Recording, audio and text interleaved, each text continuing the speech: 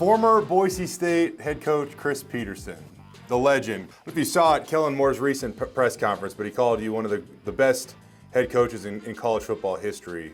Chris, how are you doing today? He might say that because I was the only college head coach he had, so what does he know? One of one, clearly. How are you doing these days, though? Really good. Yeah, life is good. Enjoying my role with some coaches, enjoying my role, just still paying attention to college football. The stuff I do with Fox is just an enjoyable Saturday watching all the college football games. Even though college football, as we all know, is a bit of a mess right now, it's fun on Saturdays. I think we can all agree on that. But yeah, those type of things are, keeping me busy and keeping me energized.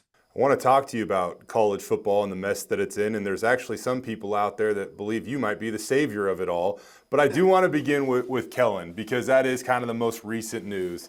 He becomes the head coach of the New Orleans Saints. Just first off, hearing that title, like what goes through your mind? My first thought is be careful what you wish for. But I think, if there was ever a guy that has been dialed and wired to coach since he's probably been, 10 years old, it's he and Kirby as well, his brother. And so it's not surprising. I mean, I could tell story after story about him and his football knowledge, his football, studying football, his football IQ through the 5 years that we had him at Boise State that is like nothing that I'd ever been around before in all my time, before and after. Just how focused he was and how he paid so close attention and how he learned so rapidly. Came in with good skills. His dad did a fabulous job, through high school. So he came in with such a great awareness playing for his dad, who's a legendary coach in the state of Washington. But so no, I mean, like if there's ever anybody you think is like gonna do something like this, it's him, hands down. I mean, not even a question. Because he knew he wanted to coach. It wasn't like he was coming here just to play football. Like one of the reasons I remember I asked him this. One of the reasons we got him because we had so many, he felt good young coaches on the staff and he was wanting to coach that he would then get connected to them. And it's, you're in that fraternity where these guys are going places and maybe can help him down the road.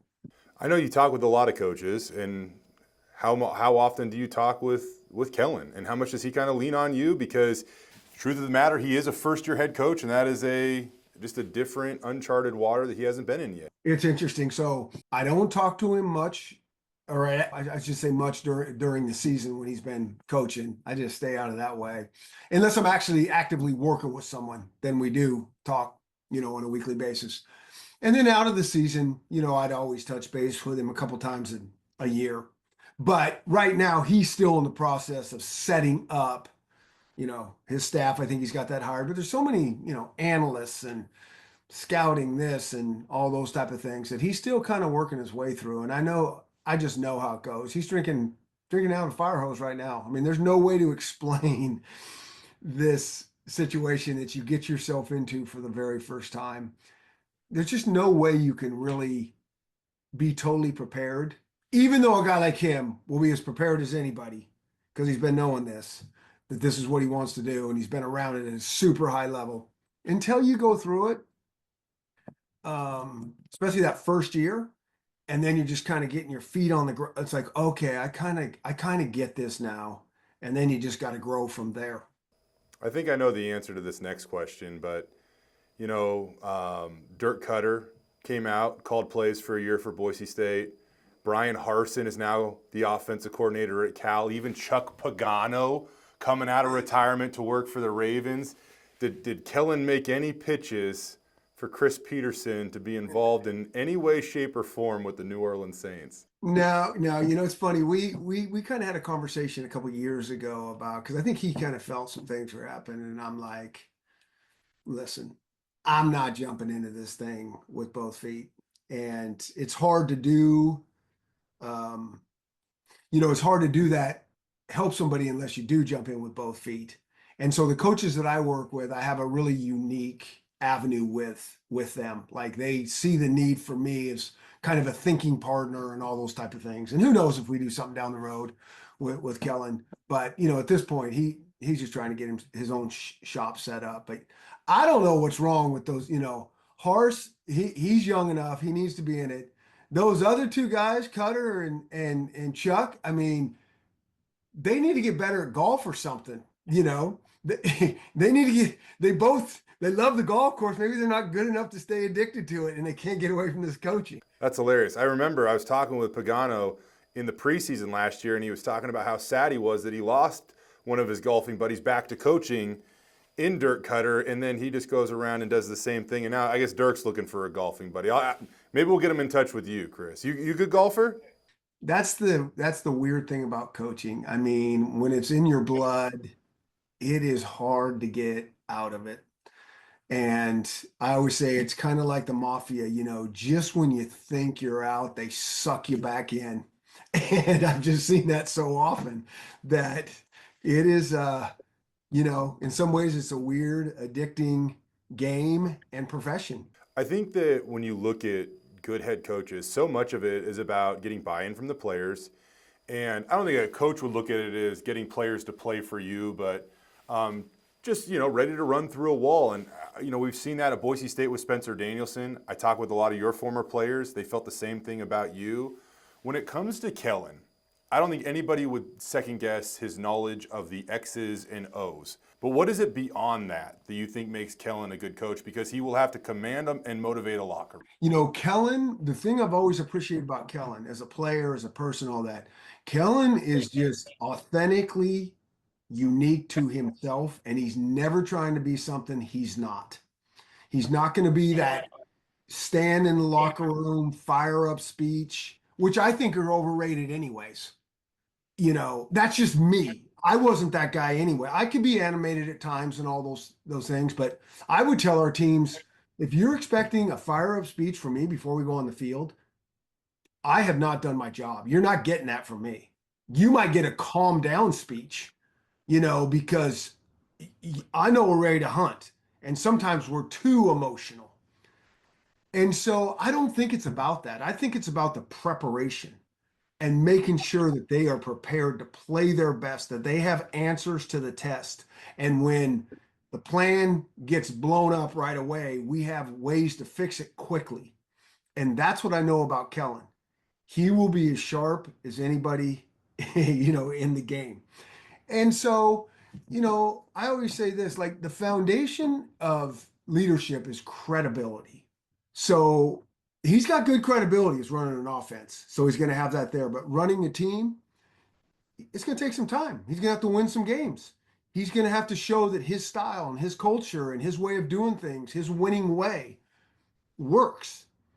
And, proof is in the pudding. And so when that happens, then people can say, oh, not only is this guy a great play caller, he knows how to put this all together. But, again, I still go back to the process, the fundamentals of relationships, treating people the right way, being humble.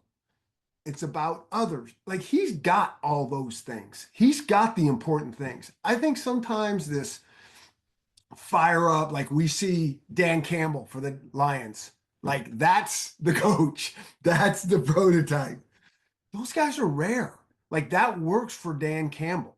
But for some reason, he's kind of an old school throwback. I think many more of certainly the NFL coaches, the modern coaches, the Sean McVays and LaFleur's, they're like Kellen. So I think he's in a great situation, a great spot in terms of like him being a head coach. Now, there's a lot that goes into being successful. You got to have the ownership. You got to have the general manager. You got to have the president. You got to have all these things that they are really wanting to, and they got to all be aligned that we're doing things the same way. He's got some big problems going into this Saints team. Like they got the worst salary cap in the NFL. That's a huge problem. They got an older defense and they can't make a lot of moves. The quarterback, Carr, I mean, He's been solid, but hasn't been the game changer that some of these other guys are. And so there's a lot of things that are outside of his control because you got to have some things that you don't control, like really go your way to have big time success. What is it like to see him kind of answer and address those hard questions where you, at the beginning of this, you said, be careful what you wish for. And, somebody asked him about Derek Carr, and, I think the correct way to phrase that was non-committal, just kind of speaking around it and stuff like that. And I'm not saying we need to determine Derek Carr's future here today, but just to see him kind of answer those tough questions and navigate through this. What's it kind of like now with the shoe kind of being on the other foot, if you will? Yeah, and I thought he did. Yeah, I saw that. I didn't see his press conference. I did see that clip. And I thought, yeah, I mean, that's how it should be answered. It is not. I think they're trying to figure out what we're doing here. But I think that's one of the harder things. That was one of the harder things always for me as a head coach when I would go to a press conference. I really wanted to be as honest as I possibly could. But you can't do that. You're not going to lie to them. You're not going to say something that's not the truth. Like I wouldn't go there. But you can't really speak because you're not going to throw guys under the bus. It's like, that's not the right thing. Your job's if they're on your roster, your job's to protect them. And what's, done in house that should stay in house. Now you want to give the fans, you want to give the people that care about the game and your program as much information, but it's a really awkward dynamic that, kind of rubs against you because you'd really love to just say, hey, this is what's really going on here. But you just can't do that a lot of times. What is day one like as a head coach? Like, what is the most important thing? And in all honesty, Chris, you haven't had like a ton of day ones. I mean, you had one at Boise State and you had one at UW. I know you've had one as an assistant coach, but in that leadership role as the head coach, it's probably just a little bit different. So what is day one like? Is there something very specific that you need to get across day one? Yeah, it doesn't get any better than day one. It's just downhill after, that's why I laughed when you said day one. I don't even think about day one. It's like the first year or couple years. It's just such a growth time, time of change. Um, I always say, my first 2.5 years at UW were as tough as anything that I've been through. It was just culture shock on both sides, like for our staff that came there, for our players, just a different way we operate. And there's not a right or wrong way. It's like your way. You don't know another way. We know the ways it's been successful.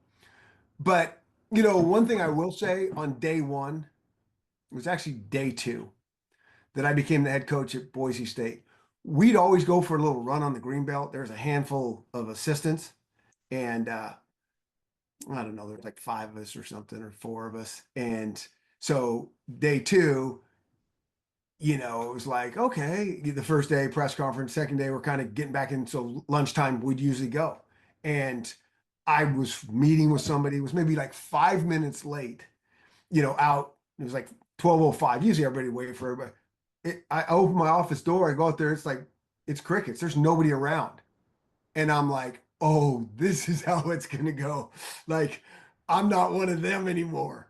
Like, they're doing their thing. And you're kind of like, this is a different thing now. And I do remember that. It's like, you always feel like you're part of the group. You're part, and I think good leaders like see themselves not only maybe as the leader, but you're also a teammate. Like, we're in this together. It's not me above you, it's us together. But there is like, they feel that like you get elevated, things are different. And everybody pays attention to like what you're doing every day you walk into the office. And that's what's hard because you can't have bad days. Like, there's nothing worse than an inconsistent leader that's up and down and different one day than the next. And we're humans and we have tough days, but you really got to do your best to mask that so your people can appreciate and predict, that's the consistent guy we know. How about the fact that Kellen Moore now has a Super Bowl ring? He's going to have to make, some room next to those Boise State rings that he won. But what did you just think of his effort? And then did you ever think that Kellen's offense would lead the NFL in rushing? I'll say a couple things about that. One, if it didn't, then what is going on? Because I played against Saquon Barkley when he was at Penn State, and I'm like, who is this dude? When we were in the Fiesta Bowl with Washington against them, we watched him on tape. We're like, yeah, this guy's pretty good. Way better in person. I mean, he made us look like a JV team at times. I mean, he was so fast and so powerful. Like he played like that, like we saw in the NFL this year. So, I mean, like I said, Kellen loves to throw the ball. I know that's in his DNA, which is a lot of quarterbacks that become coordinators. You know, they're going to always lean that way. But how can you not like lean on the run? And Jalen Hurts is a good quarterback, but you got to use him a certain way. And so I thought what he put together was beautiful. It was a run first team, stop Saquon. That makes Jalen have easier throwing lanes. You can get him on the move. He can scramble. And they made that adjustment about a quarter of the way through the season or halfway. To me, that's what real coaching looks like. It's the adjustments you got to make as the season goes on. Now, when you have the coach player relationship, obviously there's a lot of back and forth and a lot of analyzing. Now, I'm assuming when you watch Kellen as the offensive coordinator, you don't sit there and second guess everything. But what kind of is it like, though, to see him kind of go to work and understand what he's trying to accomplish or things like that? Well, I just like to watch the style. Like that's the one thing that like nobody understands. The amount of preparation and the plan and why they are calling those plays and then why they don't work. You know, it always comes back like that's a terrible play. Why would you call that? Well, no, because the left guard completely got beat and he's been great all, you know, those type of things.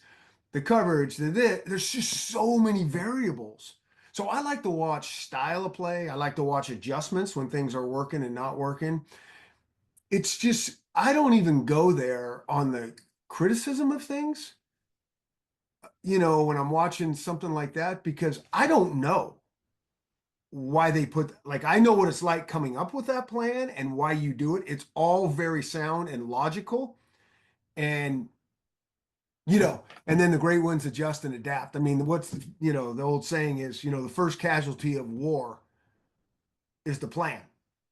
Now, football's not war. I get that. But there are some similarities where, you know, you make these great plans and they got good coaches on the other side too. And it's like, okay, we got to adjust again. So the game within the game, when it's going on, that's what's kind of fascinating to watch, just maybe the style change, because there's some other stuff going on the other side that we don't really know about.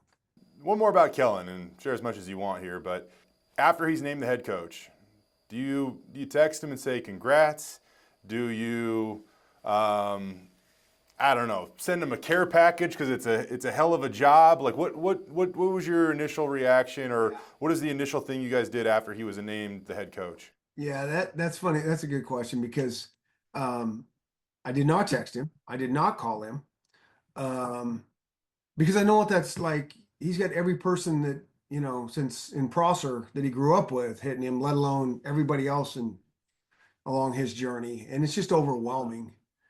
And so I waited like 4 days and then I said, okay, I've waited long. I was feeling too weird for me not to, you know how I feel. And I said, do not call me. And then at the end of the day, he called me. And I said, you're not supposed to call me. And he's like, I would think I was getting on a plane. He was getting on a plane. So we talked for like 10 minutes as we're kind of whispering. But it's just like, I know what it's just, right now it is like, it's overwhelming right now, just getting this. And, once he gets to the OTAs and has his staff and they settle on some things, he's going to be able to calm down a little bit, but it's going to be crunch time until then. Like the systems they're putting in place and how they're going to operate. Every little thing is new to everybody. I know it probably makes you feel old. It certainly makes me feel old seeing Kellen as the head coach of an NFL team. As long as we're talking about that kind of fire hose to the face thing, there's another guy that you're getting pretty close to. It might be slowing down a little bit. He holds the title now that you once held, the head coach of Boise State. Spencer Danielson constantly talks about how every Sunday you guys take time to meet on Zoom. What has it been like for you to get to know Spencer Danielson? It's funny because I work, like I said, with a handful of guys, but I'm really selective because I think it has to be a fit. You really have to kind of see things together, and I also understand like this isn't my program, and these aren't these are his, and I'm just more like a thinking partner, and I try really hard to ask more questions than trying to give answers because my answers in some ways can be completely outdated. Um, and so just try to ask him questions to maybe make him come up with a different way of seeing things or thinking about things, or the best way in his mind.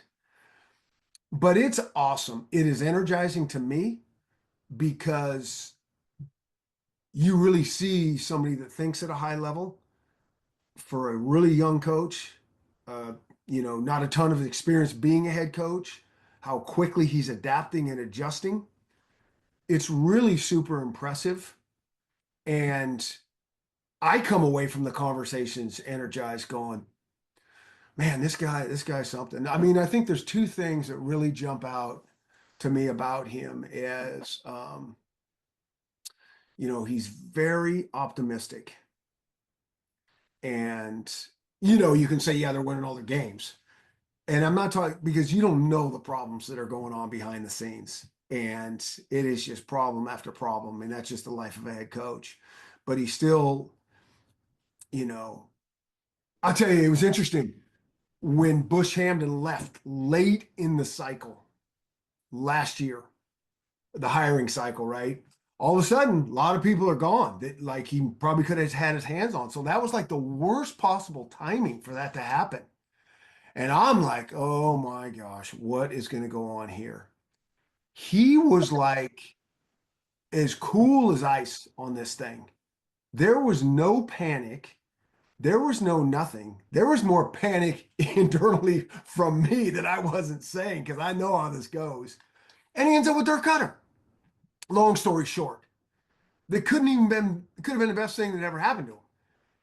And so I was so impressed with that. And so he's optimistic. He's such a connector. That's one of his like that's what he does. Like he was a good defensive coordinator and all that, but his superpower, he connects to people and it's authentic and he just loves people. And then the third thing going on that I think is really awesome is he in this transactional environment of college football that is just nuts right now, that the system is so set up just to make everybody transactional in this thing. He is not. He is in this thing for the right reason. He cares about these kids. He's going to use this platform that he has to try to help, further and change lives. And I know that sounds corny and cliche-ish.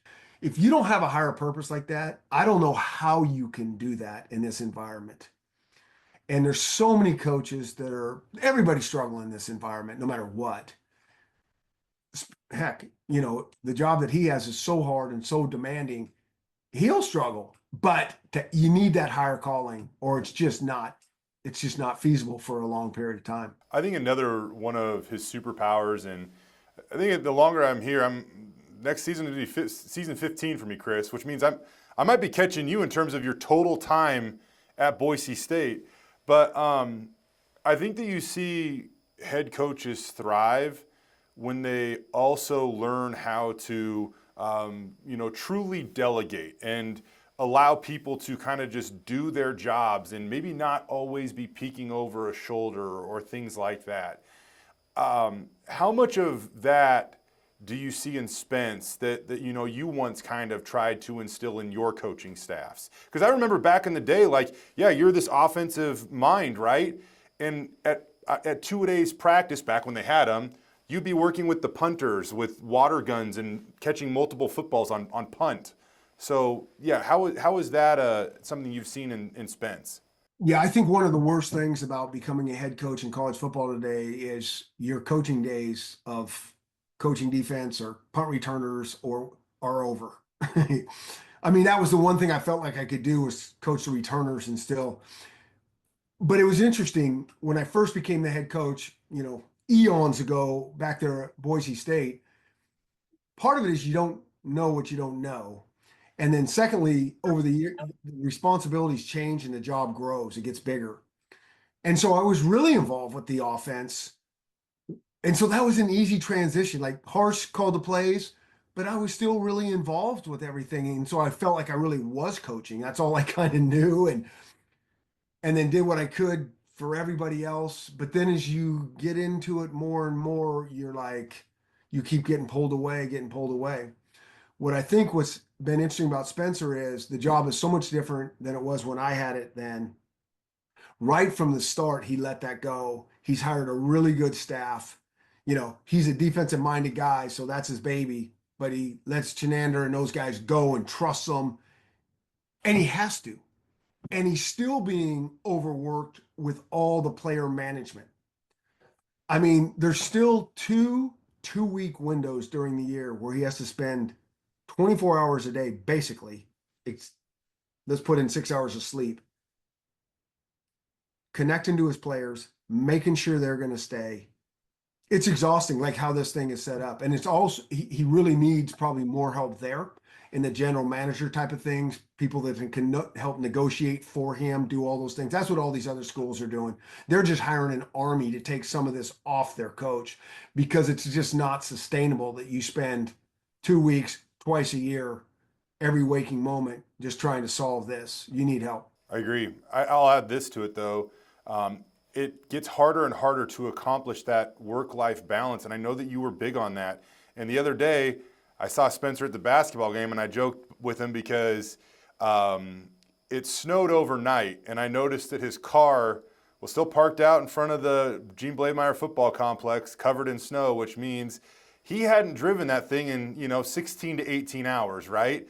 So it was a long day for him. But I also know that during fall camp, he's very intentional about trying to get his coaches home. So when you were the coach here, what were some of those things that you tried to make sure that you would not sacrifice for the game of football? I learned as an assistant really early in my career that I worked at a place where we worked so many hours. And this was before you really understood the stuff about all the science that's out about sleep. And I remember being on the practice field and being dizzy. And I'm like, what is this? We're like game 4 or 5. And I'm like on the practice field and I'm just like in a fog. And I'm like, am I sick? And it was just a different, and I know like looking back, it was sleep deprived. I mean, we just didn't sleep enough. And so I made a pact, 2 pacts really to myself at that time. If I ever become a head coach, I will never sleep in the office. Never. I mean, even if we're working late hours out of principle alone, and I'm going to try to trim this back. And as the sleep studies came out, it's like, listen, we're working against ourselves. We think we're solving more problems. We're not. We're creating more problems, staying this long and, not being as healthy and as sharp as we possibly can. And so, that was one pack. The second thing is and what Spencer's doing is, the fun part of the game that we all get into it is the football, the strategy of football and calling plays. But when the head coach is that, I think it crushes the assistants because you're getting pulled away and they're always waiting on you in a meeting to solve these things that you got to be the final. And so I say, when I become, I'm not going to be the coordinator. I'm going to make sure someone else is, I might be involved, but they're not waiting on me. They got to go. They can do their thing and I can assist however I can. So, I think Spencer's completely on that, but that is the thing that is the biggest struggle right now for all these coaches is just enough time off, because to be healthy, you need time and space away from the job to be able to, recover. They're micro recovery habits. Like you need to do that during your day, like the intensity that he's going through in his day. And a lot of these coaches, it's foreign words to them. They're not there yet. Spencer gets it, but it's still a battle to be able to figure out, like you've told on him and I'm gonna come after him now and say, you're the one that sold him out, that his car was parked there for way too long. And you better be getting home and getting your sleep and getting with your girls. I love that. You say so, foreign words. I think you guys actually have kind of simplified this though into simple words. And there's one connecting word between you and Spencer Danielson. You had built for life. He now has built different. Is that just a coincidental thing, or has this something that you have been involved with in helping kind of evolutionize? That's what I'm talking about. You know, that is true to him. And I love that because that is what you have to do to be successful in college football, to be successful in life. You know, if you're going to be extraordinary at something, if you're going to be, you know, way above average at something, you're going to do some different things. You know, we would always talk about the word excellence, you know, and you hear these big fancy words, but to us, excellence was doing common things in uncommon ways. Like we're all doing the same stuff. So how do we do these simple things that everybody's doing in an uncommon way? And what are those? And so we try to break those down. And so, but you know, I think about this whole thing, built for life or built different. It's like it's Trojan horse values is what we would say. So you're teaching these life skills, but you're not saying these are life skills to them right away. They don't want to hear that. This is how we're going to win in football. If you're disciplined, if you're a great teammate, if you're passionate, you know, if you have humility, if you have all these things that just like what a really successful, great person looks like, and you tell them this is what the best football players that I've ever been around do, and you have the examples. It's like a Trojan horse. Like it's like, oh, you get the Trojan horse in the building, you know, and you're not, but it's for life. And so you do this, and the smart ones figure it out before they leave. Most of them will figure it out a couple years when they're done with football and they get in the working world and they'll go like, they're talking about the same stuff that we were talking. And it's like, yeah, yeah. And double down on that stuff because it's going to work wherever you go. You know, there are some people in college football that think you're the Trojan horse, but instead of subtly planting it in the middle of the college football world, they just want to use you to ram down the door. I was talking with James Franklin at the Fiesta Bowl. Spencer Danielson was quick to vouch for you. There's this thing of a college football commissioner, and there are two names that constantly come up, Nick Saban and Chris Petersen. I'm not going to let you off the hook by you just nominating Nick Saban, but would you ever be interested in a role like that, Chris? And I'm trying to figure out, you know, I know James a little bit from over the years, but I don't know him super well. And I'm trying to figure out what I did to really make him mad. And I don't know why Spence, with our relationship, why he would try to throw me out there like that. And the reason I say this, it's not even a thing. It's not even, you would do nothing. It would, first of all, you'd have so many, oh, okay, you're the commissioner and you have no power to do anything. There's a lot of smart people out there right now that have some really good ideas how to fix this. And there's no question. It's just going to go to court and get sued and it's not legal. Let's not forget the NFL is the NFL today because two presidents got involved to get around these, you know, what are they? These, you know, these big business anti-lawsuit of, you know, wrong practices. So JFK back in the day thought that pro football brought the country together, but they were having issues with the collective bargaining and all this stuff. So they actually he went to Congress and they got some laws passed that allowed them to get around some things. And then Nixon was a football guy too. And there was some other stuff with the blackout games and all that. And he got involved trying to help that thing. And so everybody, like, that's the first thing that people will say, no, oh, we need Congress to get involved. This is college athletics. We need some exemptions. Congress can't even look at each other, let alone talk to each other. Like, how are they going to help solve college football's issues? So that's what I say about the commissioner thing. It's like those, yeah, we do, you know, Nick Saban, like give him some power to actually say how that's we're going to do it. And, you know, it can hold up when it goes to court because it's just like, just because something like, there's always exceptions to things, right? Like what's going on right now is all because, you know, it's anarchy out there and it's because, oh, well, it's not legal. So there's no rules basically for anything. And that makes that better for the game, for the kids. You can't tell me this is better for the kids. Oh, they're making all this money and you coaches make all this. I'm not talking about that. I think that horse is out of the barn. People are saying, yeah, we're good with the kids, you know, making some money, but to have slowed and have honor a contract and have slow down mechanisms where 6 months, I'm not good with this place, I'm out again, and I don't care if I got a contract or not, I'm just going to the highest. Like that's not right for anybody. And so, it's coming, and that's what I think the football fans that I know are not like, everybody's still wrapping their minds around, well, this is college football. We're paying these guys. Well, yeah, we are. There's a lot of money involved, and they do deserve some. But the combination of they stay for such a short time and we paid him this money, that's where the fans and the boosters are like, wait, what? I don't even get to know this guy and he's out. So again, going back to what's going on at Boise State with Spencer, there's nobody in the country that's done a better job with less resources holding on to his team, nobody, than Boise State. And so, I've always said this. If you're trying to be really, really good at something, and I've seen this over my career, not only as an assistant, but certainly as a head coach, there's 4 pillars that need to be all in a line to make something really, really big, a big time program like this. One, you got to have a president that's all about it. That's saying, okay, I'm going to have to make some hard decisions here. And this is important to this university, this athletic program, this football program. I think the second thing is a really skilled, experienced athletic director. These times, as we know, they're so difficult on everybody that's in the game. But the ADs, man, they're just not enough money. And there's just going to have to be so many hard decisions come that affect other sports. So you got to be really on your game and creative and sharp on how you're going to, maneuver this as the rules continue to change. The third piece is a modern coach. Like that old coach 3-5 years ago, long gone. You're going to complain about the environment and how it is, and well, we used to do this and it used to be, forget it. If you're that guy, come hang on the sidelines with me.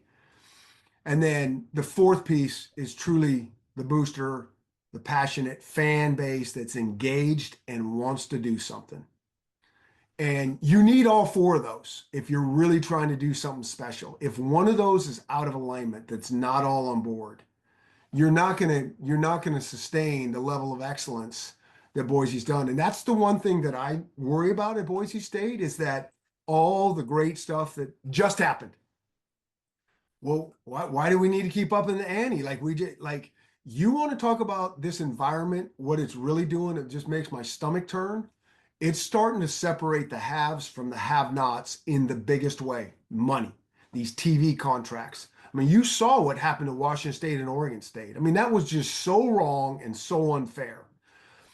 But so it's going to take everybody that cares about this program that is doing everything in their power to make this thing as good as it possibly needs to stay on. And if we can be, the best in, I guess, the new Pac-12 that Boise's going to, and be that premier program in there, because that's really all you can do. You can only win the games in the arena that you're in. Like you can't worry about, Clemson and North Carolina and Washington. Like you got to just be elite in the league you play in. And if you are, and you're doing elite things, and I felt like this in the BCS area, we're going to get to where we need to go to. Just like they did last year. Now they're going to change some rules on the college football playoffs. It's going to hurt Boise State. I know that, but still you're going to have access. But it's going to be hard. The fact that Spencer's kept as many players on that roster that are good players is shocking with not being able to match the money. Like his personality is only going to take him so far. He's going to need the resources. And so from a biased, non-biased, party, me speaking about Boise State, of course I'm biased, but I'm amazed and I'm so impressed with what's going on there. But it's going to be taking everybody to do some continually heavy lifting, certainly in these next 3 to 5 years, to keep us in the game there at Boise State. It's pretty insane that he retained every starter that he could have retained. It's wild. You know that, and I hope everybody else that's not going to happen. The fact that he retained Ashton Genty, that should have never happened. Ashton is a unicorn, a unique kid, unbelievable player. That's just those are one-offs. And so don't think this is going to keep happening. We got to keep, everybody there's got to keep pushing chips in.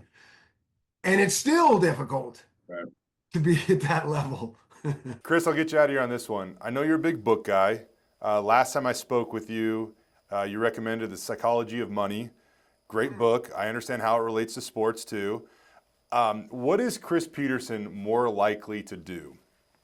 Be back on the sidelines actually coaching, or collaborate on a book? Mm. Well, probably a book, but a book for sure.